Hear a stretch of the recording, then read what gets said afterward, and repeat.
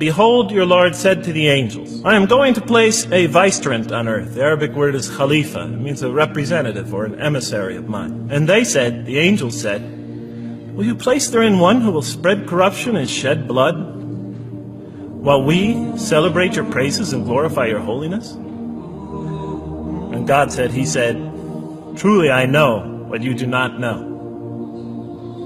See, that's the verse that hooked me. That's the verse that caught my attention. That's the one that kept on making me read the story again and again and again. Because listen to the way it begins. Behold, your Lord said to the angels, I am going to place a representative of mine on earth, a vicegerent of mine, an emissary, one who acts on my behalf. I thought, that's not the way it goes. You're not supposed to be placing man on the earth in some positive role. You place man on earth as a punishment for his sin. Clearly, I knew the author didn't quite get the point. But still, it was an amazing line. But then I come to the next line, and it says, and the angels say, will you place therein one who will spread corruption and shed blood, while we celebrate your praises and glorify you? I looked at it again. I couldn't believe the question. I looked at that, and I said, exactly. That would be my question. Why would you create this being, supposedly for some positive role, when he's capable of doing tremendous wrongdoing, when he could spread corruption and shed much blood? Why would you create this violent and pernicious creature when you could create angels? As the angels clearly say, well, we, the angels, celebrate your praises and glorify you. They were asking one of the most fundamental questions in the entire history of religion. Why create you, man, this utterly fallible creature, this creature who could rebel against God's will, who could do such tremendous wrongdoing, who could wreak havoc like no other creature on earth, when you can make them angels? That whole question, everything that I ever thought, everything that I ever experienced, everything that I ever knew was in that question. It was as if the author took my life and wanted to pick out exactly the right question to humiliate me, to provoke me, to anger me. Why create man, this most destructive and violent creature, when you can make them angels? And then look at the answer. And he said, God said, truly I know what you do not know. You know, in modern parlance, we would say, I know exactly what I'm doing. I read that and said, what? You know what you do not know? You know exactly what you're doing? Well, please inform me. Tell me what you're doing. You can't just get off that easy. You can't just tell me you know exactly what you're doing. Not after what I've been through. Not after you made me this way. And then I realized, of course, I was arguing with a God I didn't even believe in.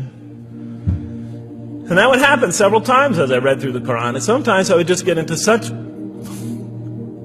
so agitated by what I read, I'd start arguing with this voice that I'm reading before me, that's calling to me.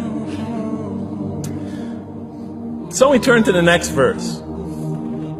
It turns out that the Quran just doesn't dismiss the question. It starts to answer it a little bit. And in the next verse it says, and he taught Adam, God taught Adam, the names of all things. And then he placed them before the angels and said, tell me their names if you are right. So this verse is clearly referring to the previous one. But notice what it says. And he taught Adam the names of all things. So here we see Adam is not only just a creature who knows how to name things, who's acquiring the gift of language, but he's also a learning creature. God is teaching him. Now right here, right in this verse, and it'll come even clearer in the subsequent verses, that the very first thing that the Quran is going to emphasize here is man's intellect. He is a learning creature. He is taught. And what is he taught? What is one of the great intellectual gifts he's given? In response to the angel's question, the gift of language.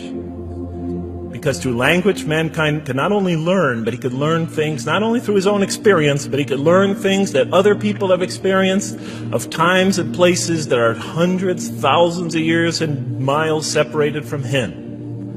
And so that all our knowledge becomes cumulative. Every generation learning from the generation before it. I'm learning today from authors I read from other sides of the world that may have existed 2,000 years ago. And so we all contribute to our collective learning and knowledge.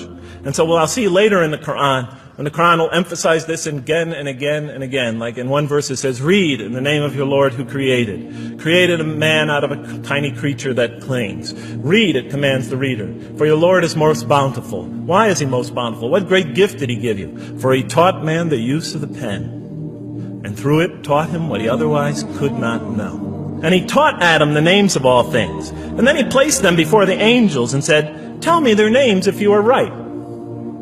Okay, you have this objection you have this natural question about this creation of mankind. Here, this mankind is this human being, this human creature is a learning creature. He has many intellectual gifts. Here, I'm going to place these things before you. Tell me their names if you are right about man. And what did the angel say? Glory to you. We have no knowledge except what you have taught us. In truth, it is you who are knowing, the wise. They say this task, this intellectual test that's put before them is beyond their grasp. And so in the next verse we read, and he said, oh Adam, tell them their names. And when he had told them their names, notice how it's just like it's nothing for him. For mankind, he has this phenomenal ability. And that's clearly the point of these verses. Even though I felt that the author didn't quite, it was as if I realized that he didn't misunderstand the story. He was taking one of the great stories in the history of humankind, one of the fundamental greatest stories in the history of mankind, and molding it and using it as a vehicle for an entirely original message. And God said, did I not tell you that I know what is unseen in the heavens and the earth? And I know what you reveal and what you conceal? In other words, didn't I tell you I know exactly what I'm doing?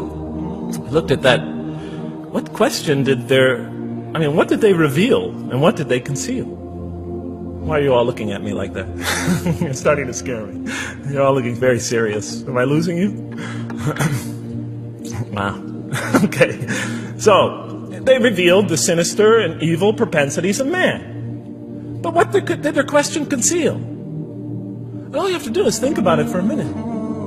Human beings, yes, they could do evil. Yes, they could do wrong. Yes, they could create misery. But they could also do exactly the opposite. They could choose to do evil. They could choose to do tremendous good. They could choose to do tremendous violence. They could choose to show tremendous compassion. They could choose to live by falsehood. They could choose to live by the greatest truths. So we go on to the next verse. And behold, we said to the angels, bow down to Adam. And they bowed down. But not so Iblis. Iblis is like the father of Satan. He refused and was arrogant. He was of those who reject faith. An interesting statement. And notice why Iblis does not bow down. He refuses because he was arrogant. You know, we often hear what's the root of all evil? In the West, it's always money, greed, etc. Here the Quran says that, seems to be saying that the root of all evil is not always material wants. It's not always money, it's not always greed. At the heart of evil is arrogance. Putting yourself above all others. Of assigning to yourself special priority and neglecting the rights of others. O Adam, dwell you and your spouse in the garden, and eat freely thereof what you wish. But come not near this tree, for you will be among the wrongdoers. Then they make the mistake. But Satan caused them to slip and expelled them from the state in which they were. And we said, go all you down, some of you being enemies of others, will be adversaries of others. Some of you will be adversaries of each other, and on earth will be your dwelling place and provision for a time. Let's go back from where we started. First, mankind is being taught. We see he's an intellectual being. Then we show he's a moral being. Moral being means he's a being that's going to have to make choices. And then God gives him this choice. It's not a huge deal. It's not the gravest sin in the history of humanity by any means. It's minor by any standards. They make it, though. We see that God originally intended to put man on earth as his vicegerent. When does God finally put him on earth? What signals that he's ready to begin? He makes his first independent choice.